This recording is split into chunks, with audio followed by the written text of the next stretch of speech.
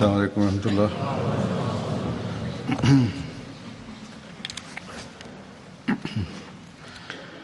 أشهد أن لا إله إلا الله وحده لا شريك له وأشهد أن محمدا عبده ورسوله أما بعد فأعوذ بالله من الشيطان الرجيم بسم الله الرحمن الرحيم الحمد لله رب العالمين الرحمن الرحيم مالك يوم الدين إياك نعبد وإياك نستعين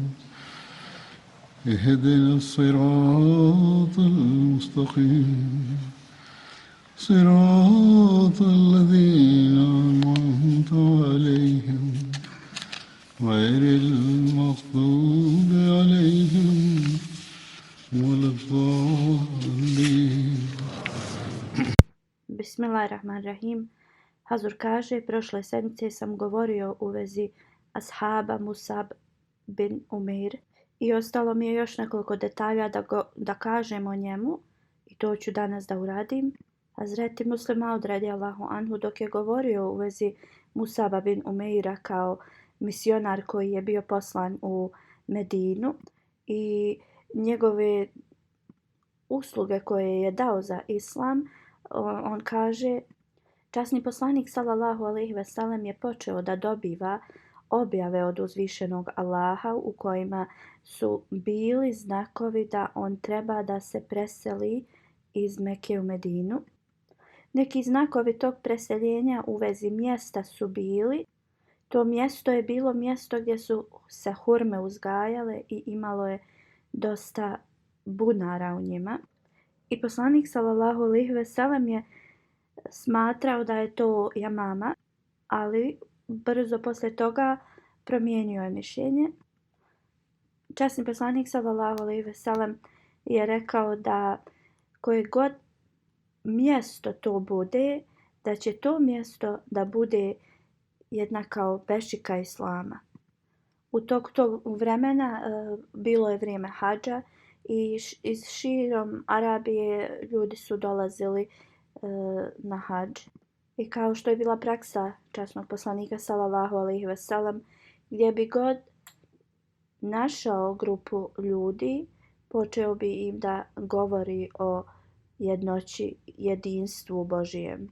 I govorio bi im da ostave sve što ne valja i da se pripreme za Božje kraljevstvo. Neki su slušali i bili zainteresovani, dok neki su bili zainteresovani, ali su ih mekanlije spriječili u tome. I onda bili su neki koji bi bili vrlo drski prema časnom poslaniku sallallahu alejhi ve sellem, zato što su već bili stvorili predrasudu u svom razumu.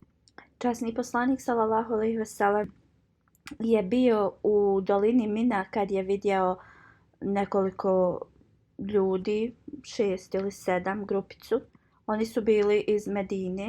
Poslanik sallallahu alejhi ve sellem je saznao da su oni pripadali Hazrađ plemenu koje je bilo u savezu sa Jevrejima. Poslanik sallallahu alejhi ve sellem ih je upitao da li bi oni poslušali šta on ima da kaže. Ovi ljudi su već čuli u vezi poslanika sallallahu alejhi ve sellem i oni su pristali i sjeli u njegovo društvo. Časni poslanik sallallahu alejhi ve sellem je počeo da govori o islamu. Govorio im je da Božje kraljevstvo će se uspostaviti i da će idoli da nestanu i da će se Božje jedinstvo uspostaviti i da će pobožnost i istinitost opet se vratiti. Onda je poslanik sallallahu alejhi ve sellem upitao, zar ljudi Medine neće dati dobrodošlicu ovakvoj poruci?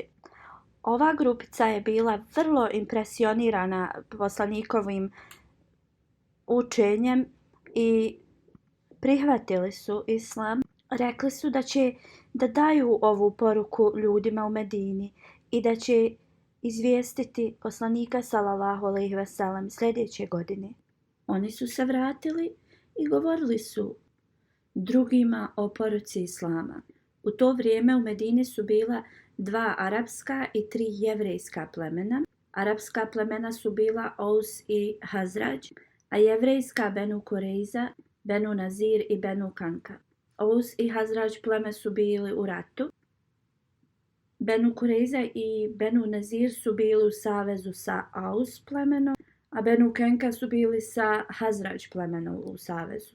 Bili su više preumorni non stop tih ratova između drugih i tako su se složili da iz Hazrađ plemena Abdullah bin Umej bin Salul bude njihov zajednički vođa kao kralj Medine, zato što su bili saveznici sa jevrejima, a Aus i Hazrađ, ljudi iz ovih plemena, oni su čuli od njih da govore u vezi predskazanja iz Tevrata. Jevreji bi govorili da će da se pojavi poslanik kao Musa a.s.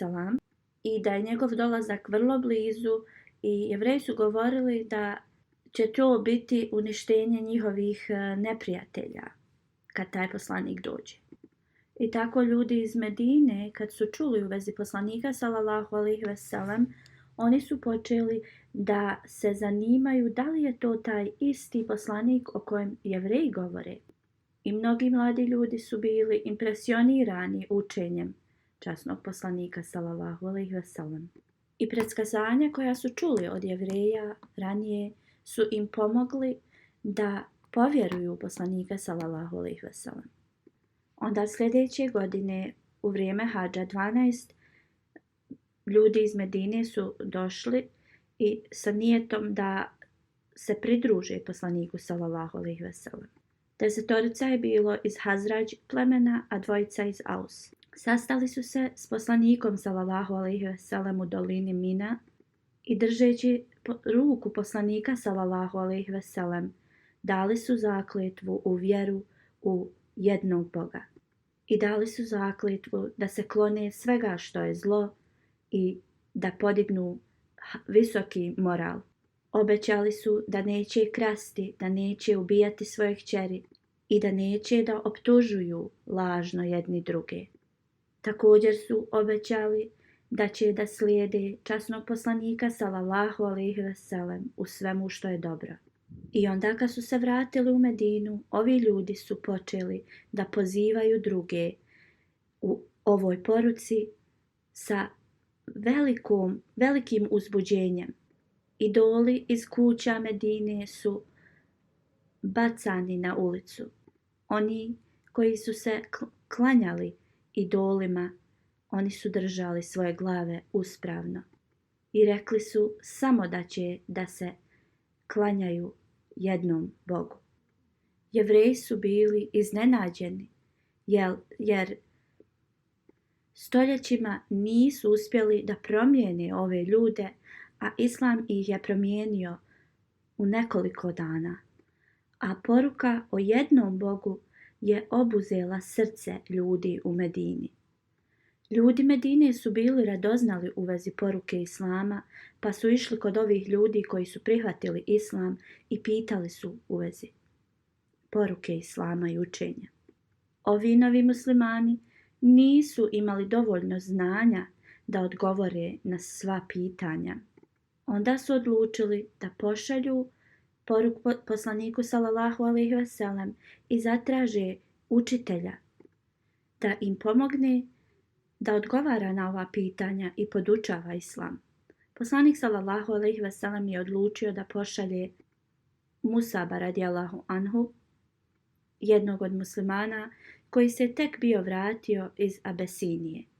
tako da je Musab radijallahu anhu bio prvi misionar koji je otišao iz Mekke. Na drugom skupu Hazreti Muslima od radijallahu anhu je rekao: kada su ljudi iz Medine saznali u vezi poruke Islama, došli su u Meku u toku hadža. Oni su tad bili ubijeđeni u istinitost ove poruke i vratili su se svojim ljudima da poslanik o kojem su Jevreji govorili, on je došao u Meki. Onda su njihova srca postala naklonjena prema poslaniku sallallahu alejhi ve sellem i sljedećeg hadža su poslali delegaciju časnom poslaniku sallallahu alejhi ve sellem. Ova delegacija je prihvatila poruku poslanika sallallahu alejhi ve sellem poslije diskusije sa poslanikom, pošto u to vrijeme Mekanlije su progonili i oni su bili velika opozicija poslaniku sallallahu alejhi ve sellem. Ovaj sastanak se desio u tajnosti i zato što su tu dali zakletvu, ovaj događaj se naziva kao Bejat i Akva. Akva znači dolina ili planina koju je teško preći ili putanja planinska kroz koju je teško prolaziti. Poslanik sallallahu alejhi ve sellem im je dao dužnost da organizuju ljude u Medini i da počnu da govore o islamu tim ljudima. Časni poslanik sallallahu alejhi ve sellem je poslao jednog mladog ashaba, Musaba bin Umeira, da im pomogne u ovome i da ih podučava islamu. Ova delegacija također je rekla časnom poslaniku sallallahu alejhi ve sellem: ako ikada bude mu potrebno da se odseli iz Medine, trebao bi da dođe kod njih. Kad su se ovi ljudi vratili u Medinu, islam se proširio u vrlo kratkom vremenu širom Medine. Onda je poslanik sallallahu alejhi ve sellem poslao još ashaba u Medinu na ispomoć, uključujući Hazreti Omera radijallahu anhu. Poslije toga, kad je Allah objavio poslaniku sallallahu alejhi ve sellem da treba da se preseli u Medinu, i poslanik sallallahu alejhi ve sellem im se pridružio. I kad je stigao u Medinu, u vrlo kratkom vremenu svi idolopoklonici su prihvatili islam. Kad je stigao u Medinu, poslanik sallallahu alejhi ve sellem je uspostavio bratstvo između Musaba bin Umeira i Hazreti Ebu Ejuba Ensarije radijallahu anhu. Hazreti Musab bin Umeir radijallahu anhu je učestvovao u bitci na Bedru i Uhudu i u toku oba dvije ove bitke Hazreti Musab bin Umeir je nosio glavnu zastavu muhadžira. U toku bitke na Bedru glavna zastava muhadžira koju je nosio Musab bin Umeir, nju mu je dao poslanik sallallahu alejhi ve sellem. U Sirat Hatamu Nebijin Hazreti Mirza Bashir Ahmed sahib također govori o ovom događaju. On govori: u toku bitke na Uhudu zastavu muhadžira je nosio Hazreti Musab bin Umeir. Časni poslanik sallallahu alejhi ve sellem je počeo da prikuplja muslimansku armiju i također je postavio razne komadante. U to vrijeme poslanik sallallahu alejhi ve sellem je dobio izvještaj da zastavu Kurejšija nosi Talha. Kad je saznao u vezi ovoga, poslanik sallallahu alejhi ve sellem je rekao da mi smo vrijedniji da nosimo reprezentaciju naše nacije. I onda časni poslanik sallallahu alejhi ve sellem je uzeo zastavu od Hazreti Alija radijallahu anhu i dao je tu zastavu Hazreti Musabu bin Umeiru, koji je bio iz iste porodice kojoj je Hazreti Talha pripadao.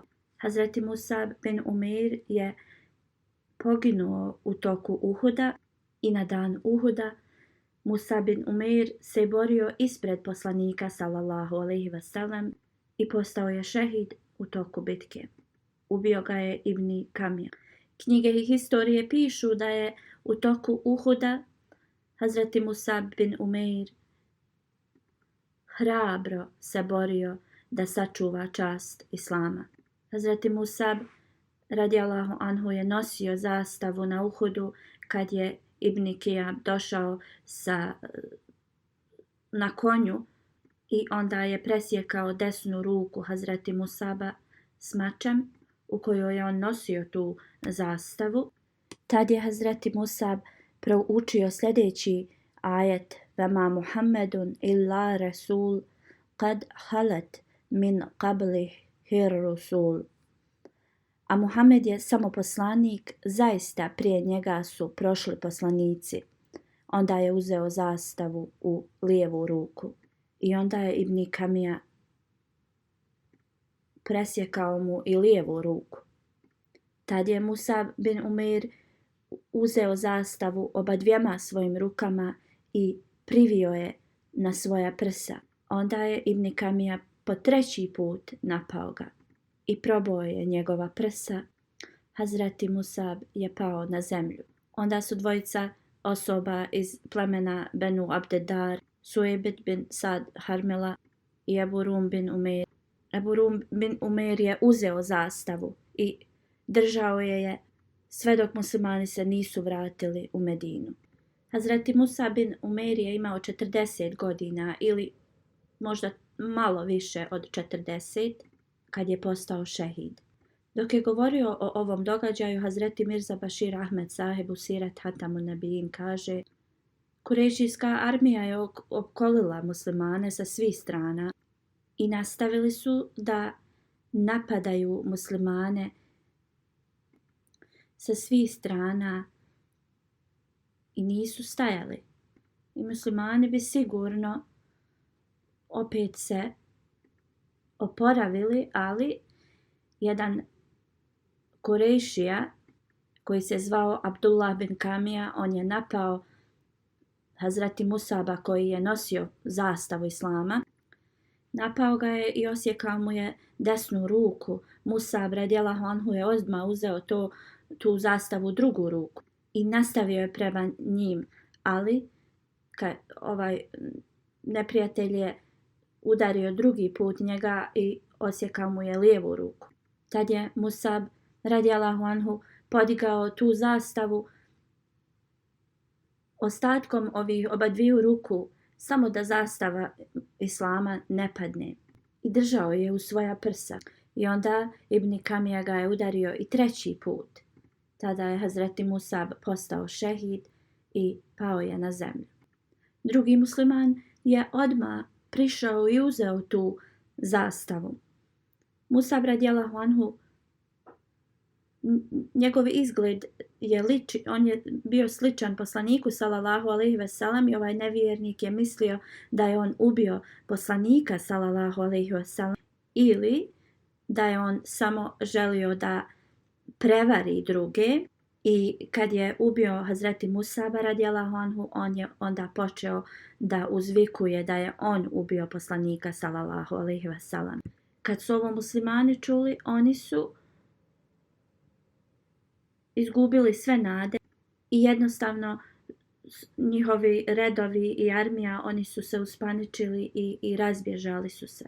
I tako i ovo je bio jedan od velikih razloga zašto su muslimani ovako postupili na Uhudu, što je bio rezultat da izgubi, ali u svakom slučaju oni su se poslije opet vratili na svoje pozicije.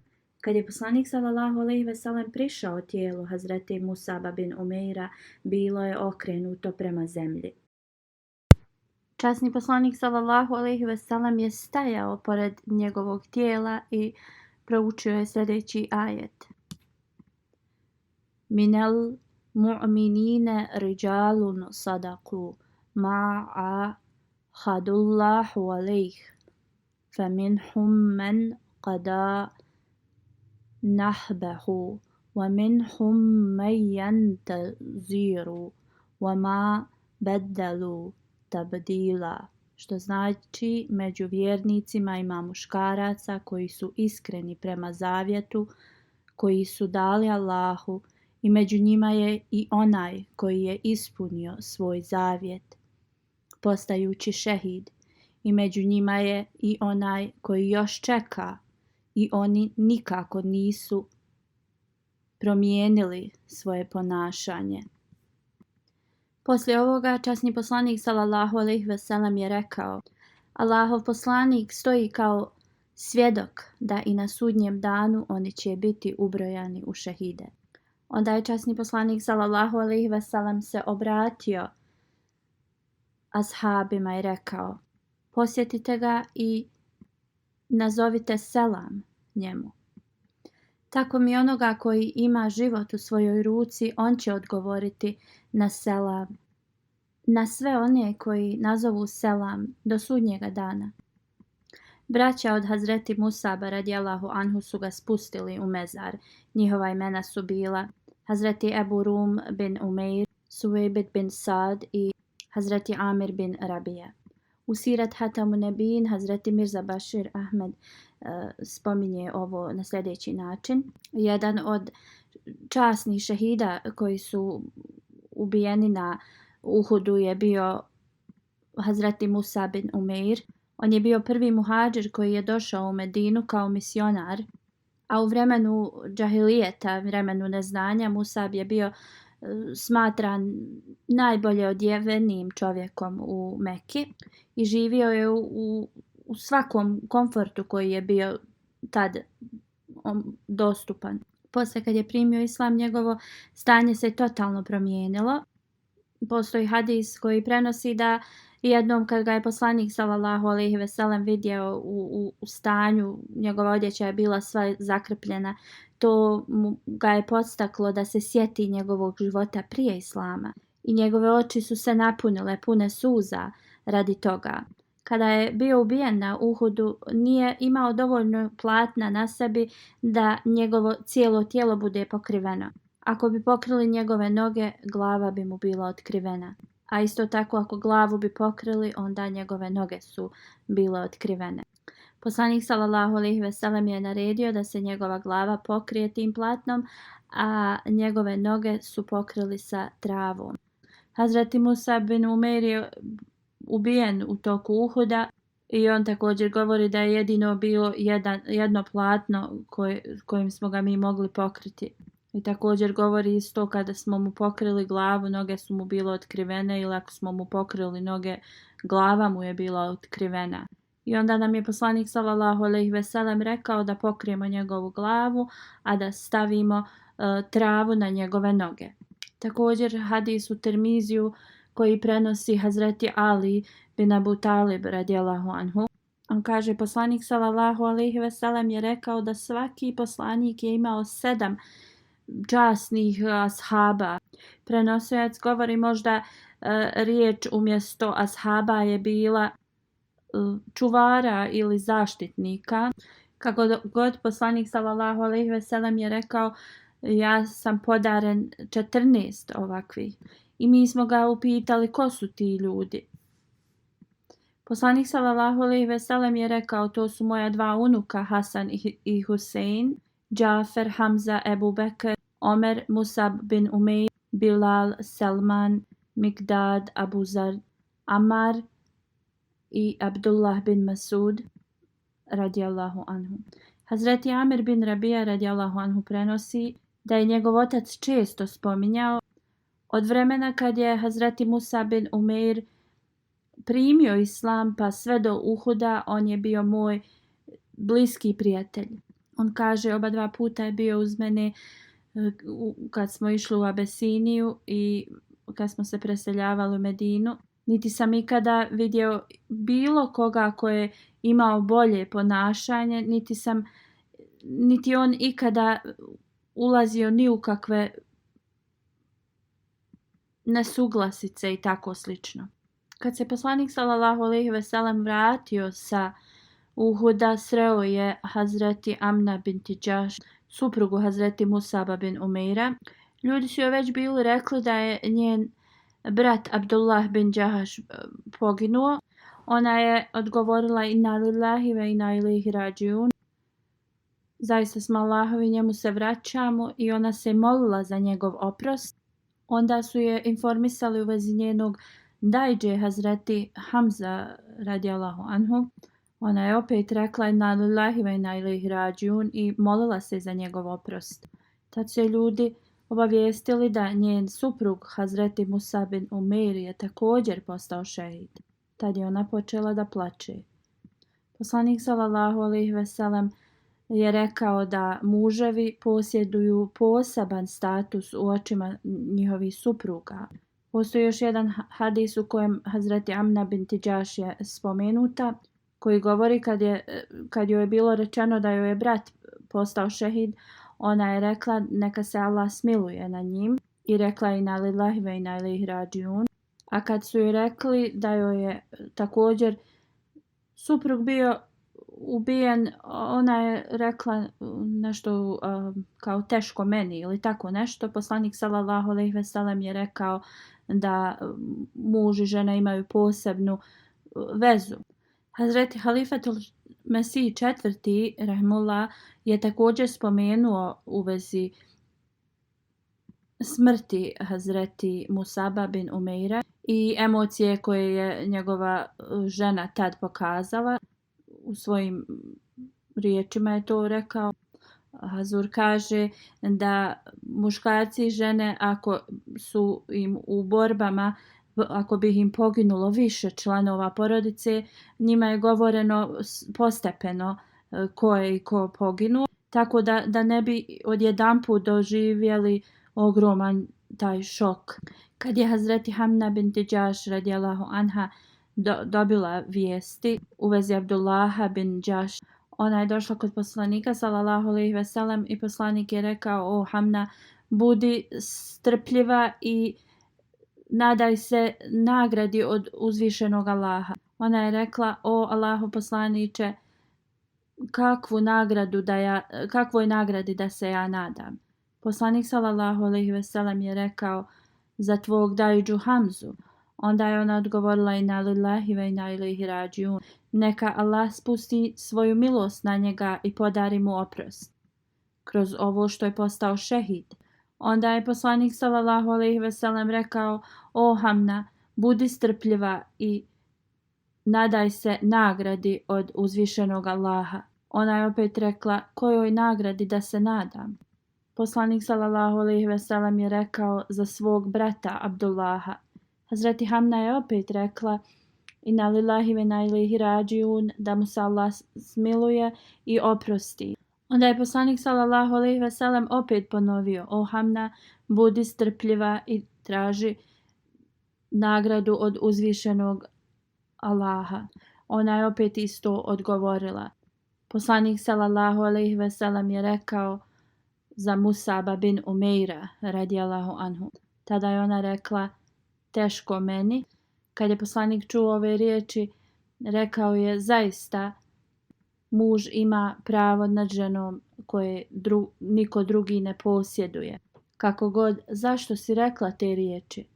Hazreti Hamna radijallahu anha je odgovorila: o Allahov poslaniče sallallahu alejhi ve sellem, sjetila sam se da su njegova djeca postala siročad, što me je zabrinulo i radi toga sam izgovorila ove riječi. Kad je čuo ovo, časni poslanik sallallahu alejhi ve sellem se molio za djecu Hazreti Musaba bin Umeira, rekavši: o Allahu, budi njihov staratelj i zaštitnik, podari im milost i ljubav i brini se dobro za njih. I zaista uzvišeni Allah se brinuo dobro za njih, jer je poslanikovu sallallahu alejhi ve sellem dovu uslišao.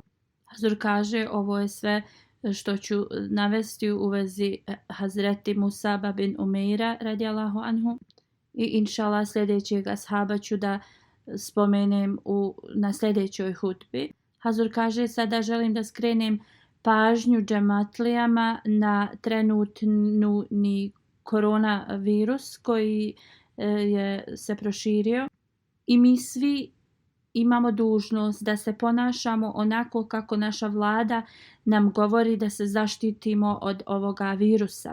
Od kako je počeo virus, ja sam se savjetovao sa nekim homeopatskim doktorima i predložio sam neke lijekove homeopatske koji trebaju da se uzimaju kao preventiv protiv virusa.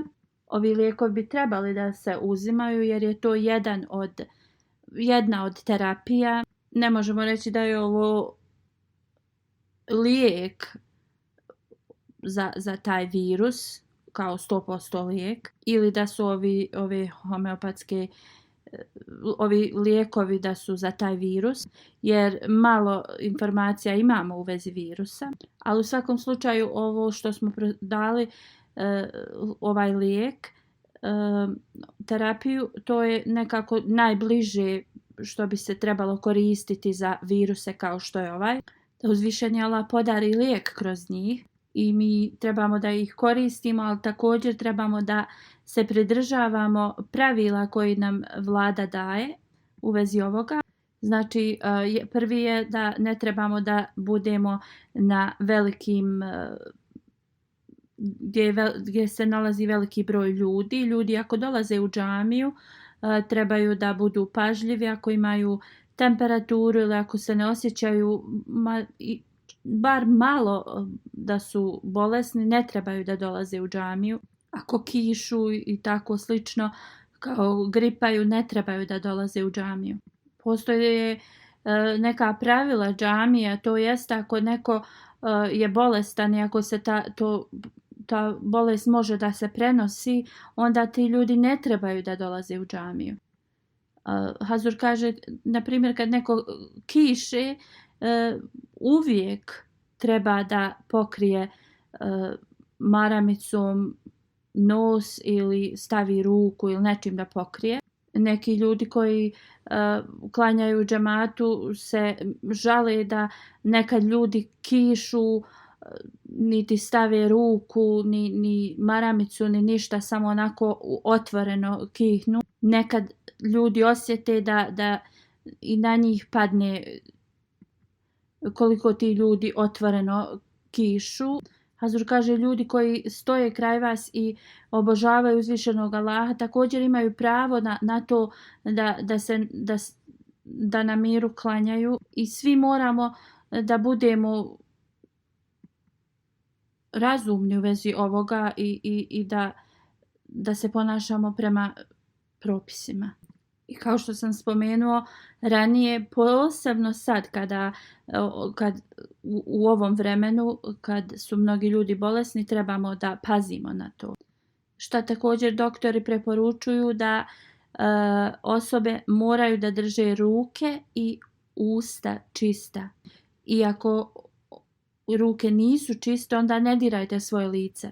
Ili trebaju da koriste dezinfekciju za ruke, ove gelove, ili da non stop peru ruke.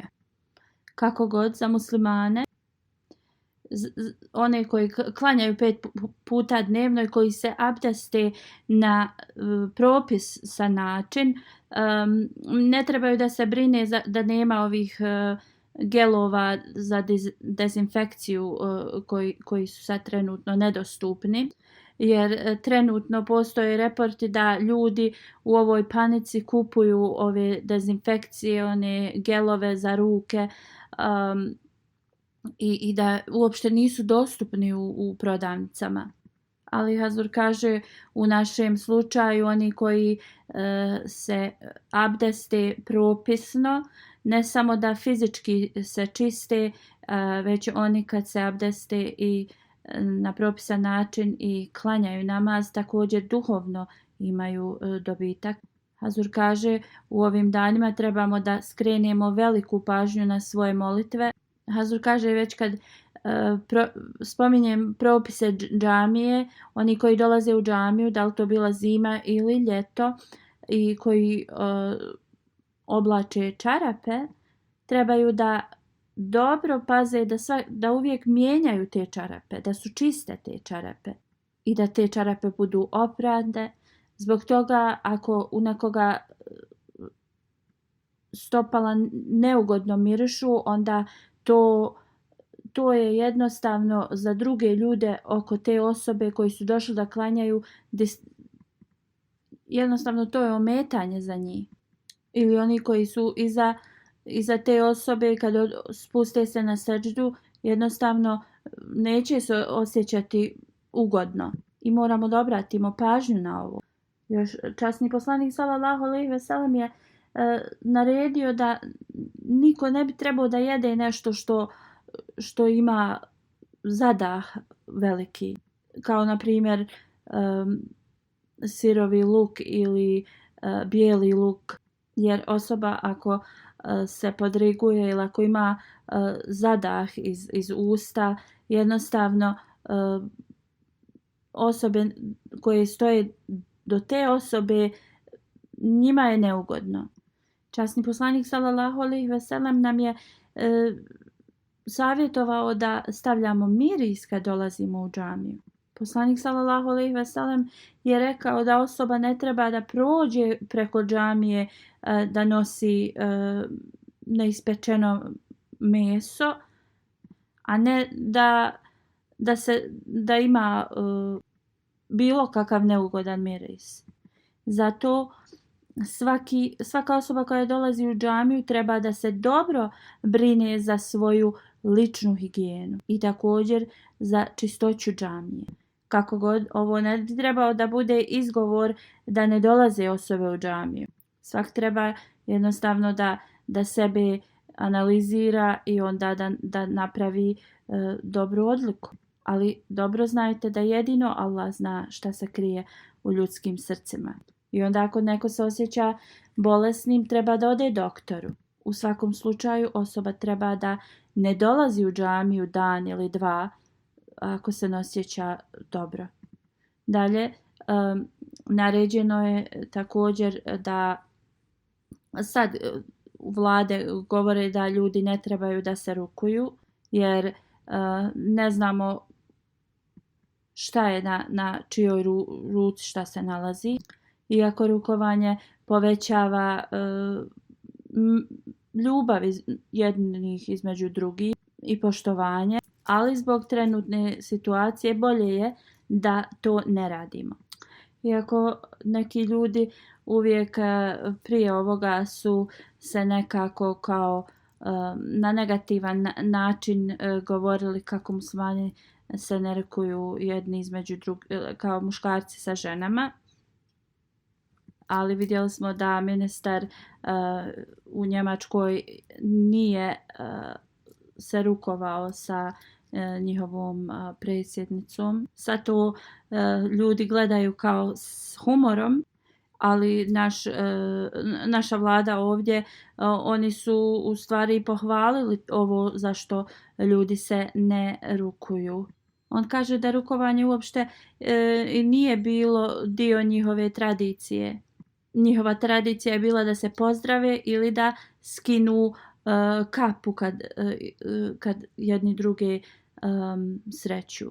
On je dalje rekao kad se rukujemo ili nekad kada poljube žene, mi ne znamo da li toj osobi to prija, ali prema tom kodeksu ponašanja mi njih kao i primoramo da to radi. Hazur kaže, iako nisu željeli ovo da praktikuju zbog toga što je to naređenje od uzvišenog Allaha, ali sada radi ovog virusa, oni to rado rade. Hazur kaže da uzvišeni Allah im pomogne da se njemu približe. Oni se često bune protiv ovog naređenja od uzvišenog Allaha i mi im objasnimo na najpristojniji način da nama nije dozvoljeno da se pozdravljamo sa suprotnim spolom od nas na takav način i da se rukujemo. Na nekim mjestima ovo se zabrani na vrlo nepristojan način, znači to rukovanje i tako dalje, dok mi muslimani njima objasnimo na najbolji način zašto mi se ne rukujemo, zato što je ali zbog toga što sad koronavirus je se proširio, oni zbog toga to više neće da rade. I znači u tim vremenima u redu je da kao to što oni smatraju da je to lijepo ponašanje, u ovakvim situacijama to se može zanemariti. Ova epidemija do neke mjere donosi popravak ljudi i kao što sam spomenuo ranije, da ova reformacija, ovaj popravak ljudi ih približi da budu bliže uzvišenom Allahu. Allah najbolje zna koliko će se ova epidemija proširiti i šta je njegovo određenje.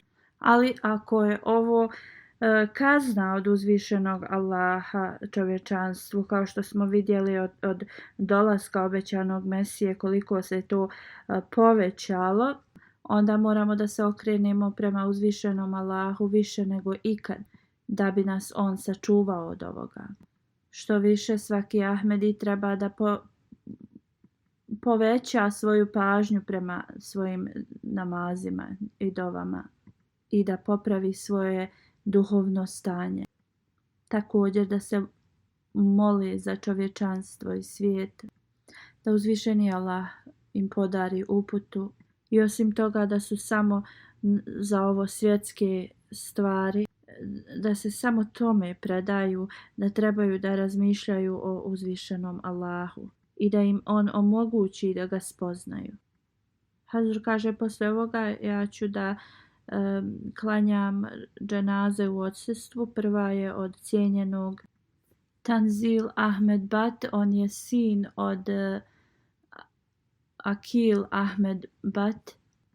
On je bio mlado dijete, 11 mu je godina bilo i preminuo je 27. februara. Hazur kaže, moje mišljenje da je on šehid, on je bio ubijen.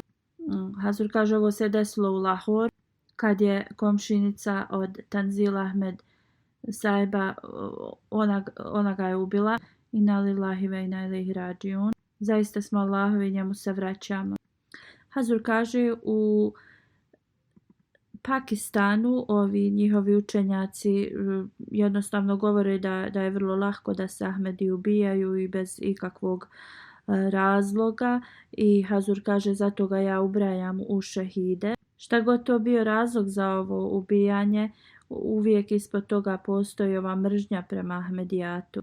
A Tanzil Ahmed Bat, on je bio jedno nedužno dijete, što nije imao nikakve greške. Ovako se to desilo 27. februara. Njegova majka ga je poslala kod te komšinice zato što je njena kćerka zaboravila svoju lutku. Iz ovoga možemo da vidimo da su se oni obilazili. Allah najbolje zna koji je razlog bio zašto je ovo urađeno.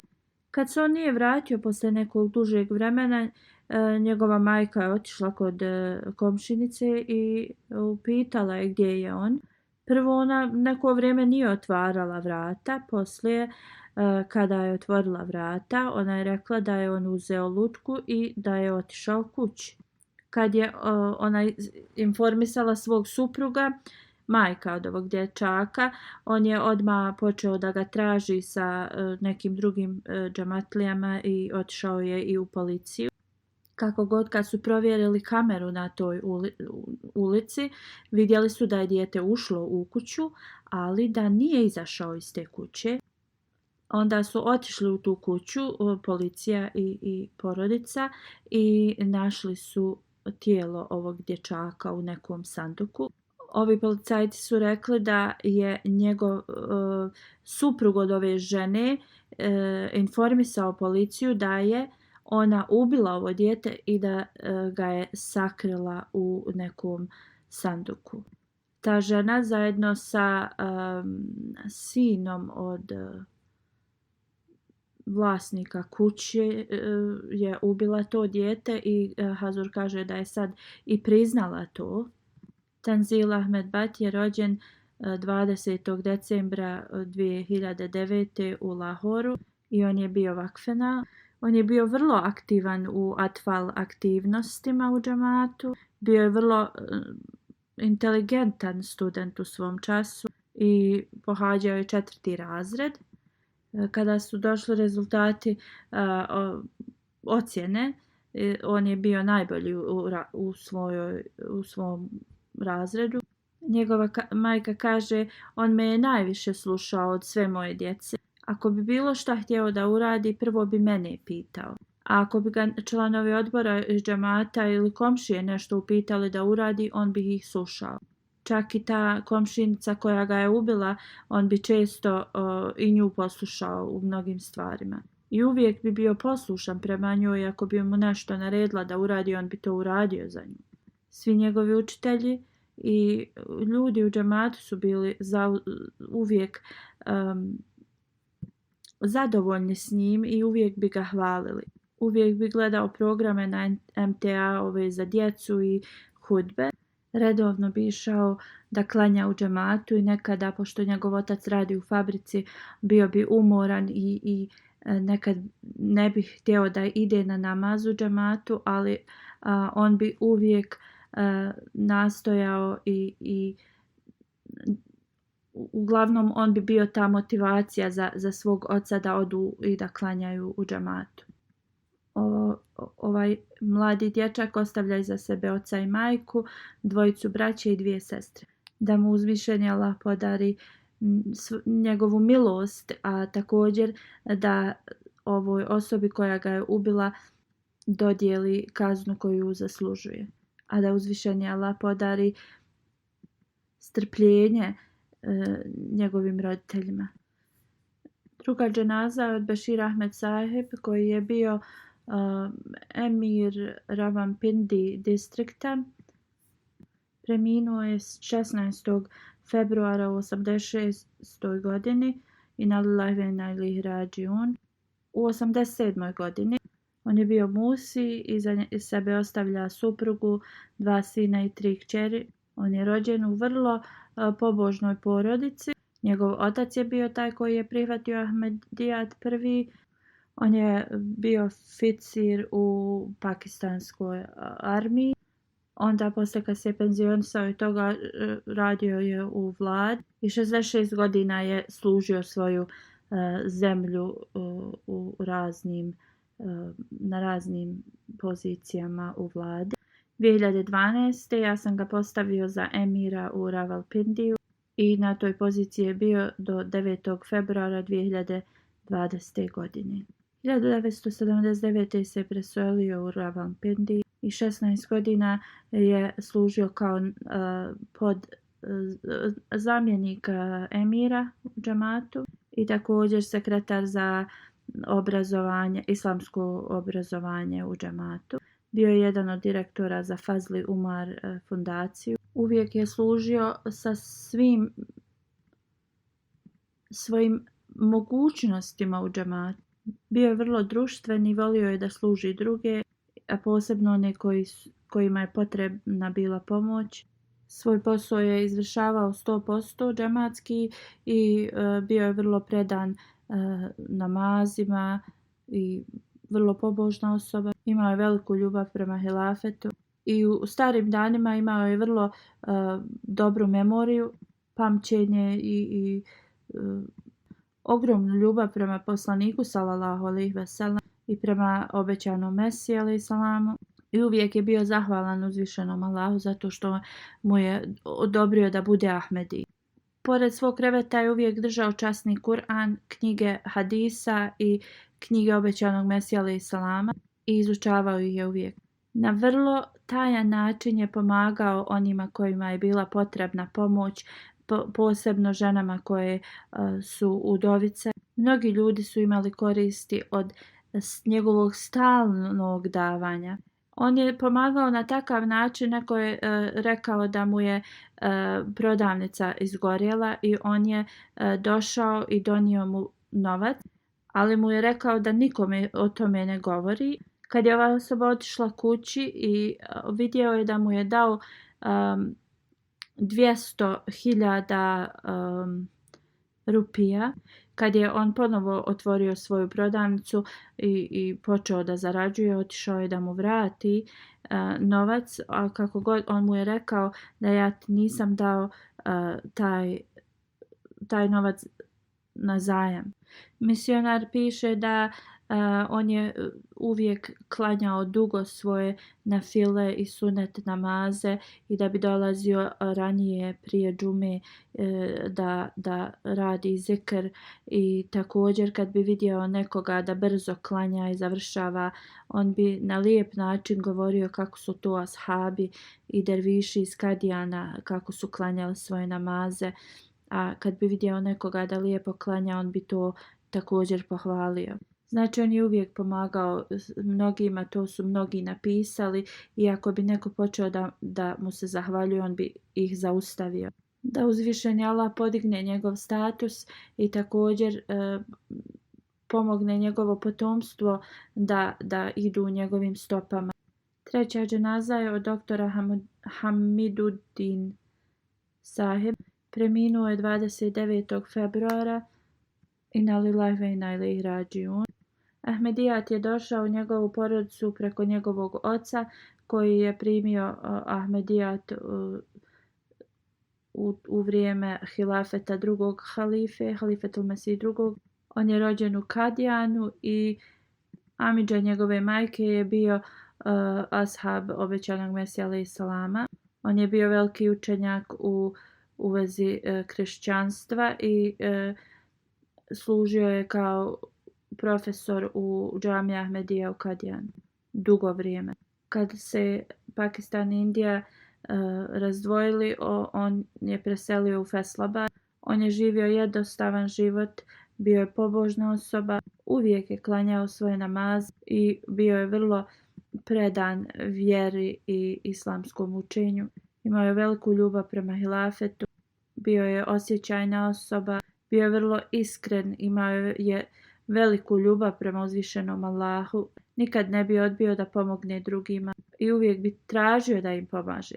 Služio je džematu raznim službama. Keremuddin Šem Sahib je njegov sin.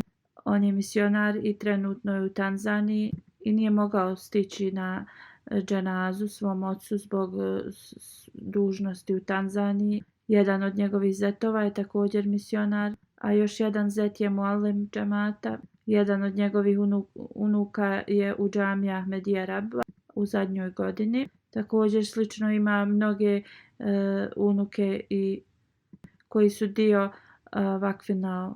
Da mu uzvišeni Allah podari njegov oprost, milost i da mu uzdigne njegov status, a da pomogne njegovom potomstvu da ispune dužnosti bejata. Kao što sam spomenuo ranije, posle džume ću klanjati njihove dženaze u odsustvu. Alhamdulillah,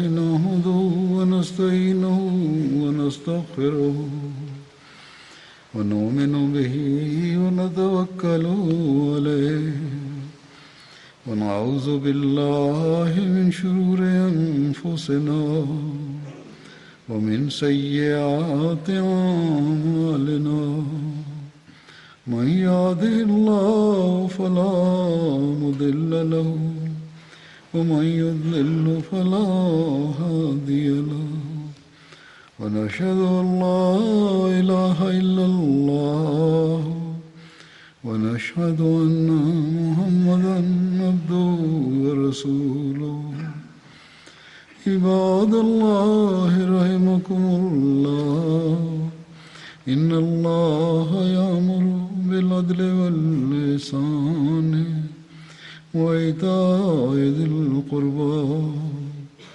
وينهى عن الفحشاء والمنكر والبغي يعظكم لعلكم تذكرون اذكروا الله يذكركم وادعوه يستجب لكم ولذكر الله أكبر